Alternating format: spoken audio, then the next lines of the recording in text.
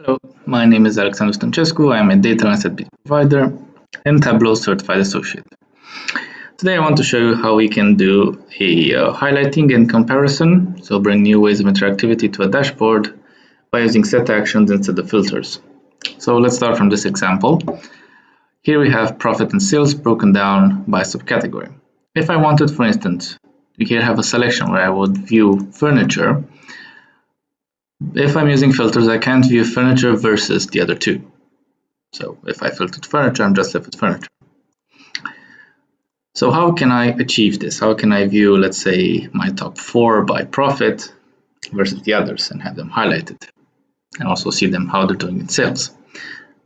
To achieve this, we need to use set actions. So first we'll recreate this dashboard, and then we'll create here, instead of these filters, a selection sheet. So let's make a new sheet.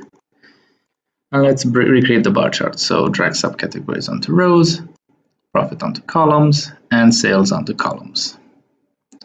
Click to show mark labels and make it fit entire view. So we've recreated the bar chart pretty fast. Let's call this analysis view. Next, I want to recreate the totals. So I'll drag measure names onto columns and measure values onto text.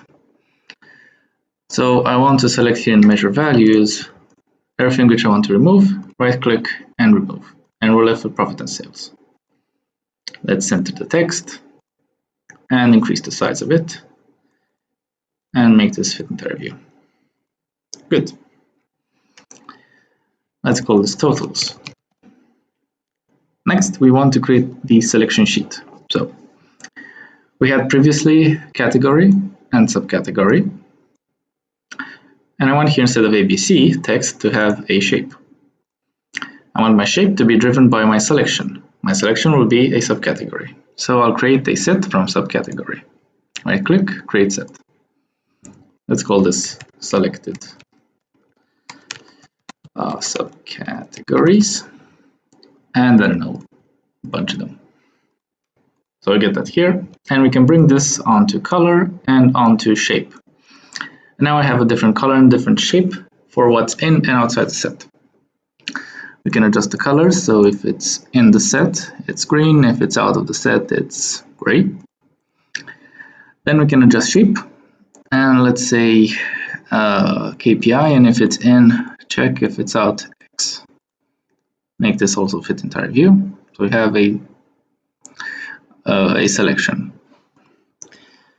Let's call this selection view. Now I want to bring this color coding to my previous two sheets. So go back to analysis, bring this select subcategories onto color, and I'm seeing what's selected. And the totals, the same thing, bring it onto color, but also bring it onto columns. So it's broken down. Here you have an in out. You can adjust these if you want to have selected, not selected. Now we can create a new dashboard.